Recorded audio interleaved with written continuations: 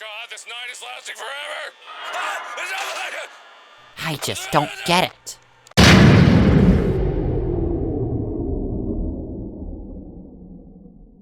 Bear. Anywho, Five Nights at Freddy's.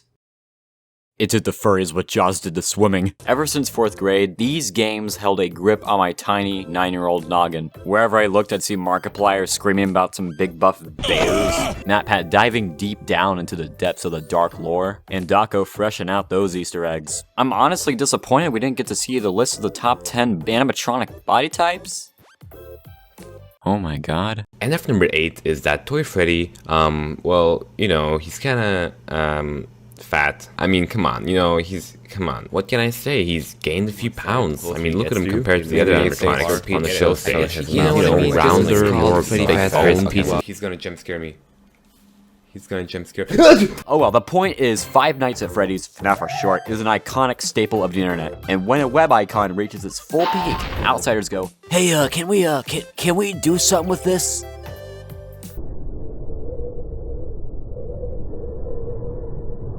Welcome to the Five Nights at Freddy's film adaptation.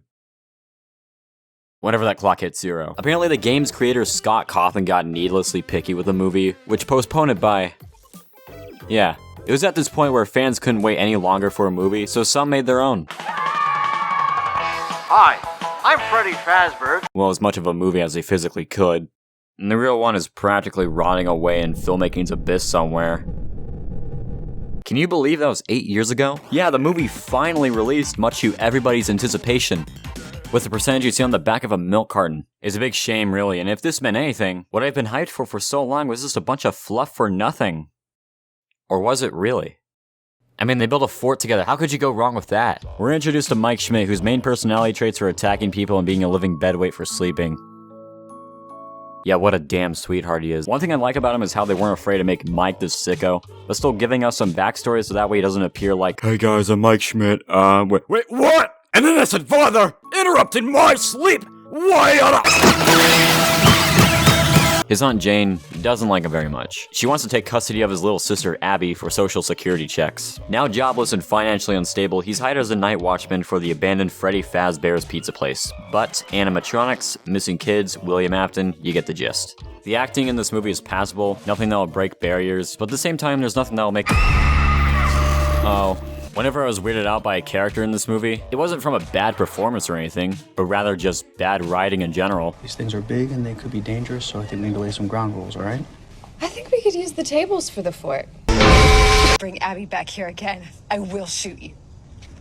Thanks, Vanessa. She's a bit unhinged. In her very first scene, she tells Mike how Freddy's is such a memorable, charming piece of nostalgic dreams. By the way, kids are murdered here, but don't worry about that. She basically feeds Mike the entire lore on a silver platter instead of figuring it out for himself, which ruins the entire mystery aspect, which is, you know, why people keep playing the games over and over again.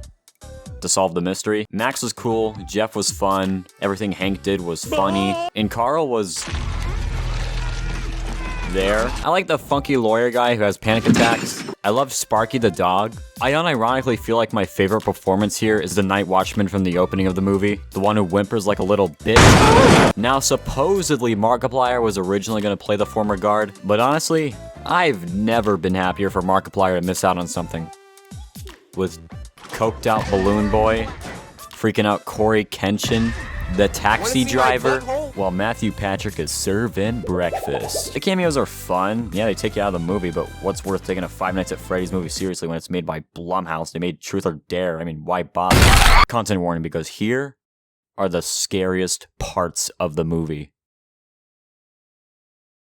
For real? Yeah, this movie is not scary at all, like, not even for a little kid. Sure, there are some scenes of the animatronics acting hostile, but when Mike works there, it's only to be replaced with these stupid dream sequences because Mike can't help himself to give in and it stings badly. The tone isn't too hot either. From one scene, we're told that the ghosts of the kids who were murdered there are trapped in the animatronics, and the very next scene is the infamous fort building montage.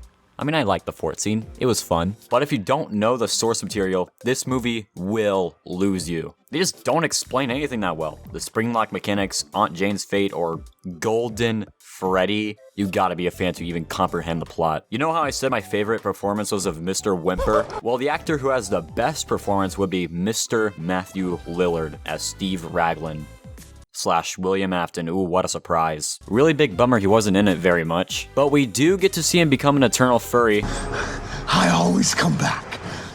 What a hunk of beaut. Near the end, it's revealed that Vanessa is the daughter of William Afton. In the games, however, Vanessa is brainwashed by an undead William Afton because she played a video game too much, and I think I prefer the movie version of Vanessa for making it simpler. Also in the games, Mike and William are related to each other and both British, automatically making them my two favorite Beatles. Unironically, I do love the use of practical effects. Those real animatronics Jim Henson made are awesome and are the best part of the movie without a doubt. And the song at the end was cool. Thanks for that as well. Overall, I liked what I saw. I had fun and was hardly bored by it. But is it a good movie? Well, I will tell you this. Blumhouse's Five Nights at Freddy's has a good opening, tolerable acting, creative lighting, good production design, good use of practical effects, good score, serviceable Easter eggs, solid directing, nice use of sound, and good cinematography.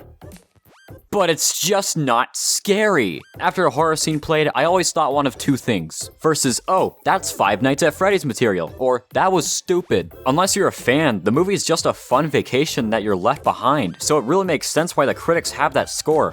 But at the end of the day, is Blumhouse's Five Nights at Freddy's the worst video game adaptation? No, but it's Five Nights at Freddy's. It's basically worthless unless you're a fan in the first place. I like it. I'd watch it again. Now Raymond, however, doesn't get FNAF, so I linked him some YouTube animations to understand it more. I am Toy Freddy, and I am evil. Ooh la la. Toy Freddy, make love to me now. You all need to stop this chicanery and get some new hobbies. I am Caillou.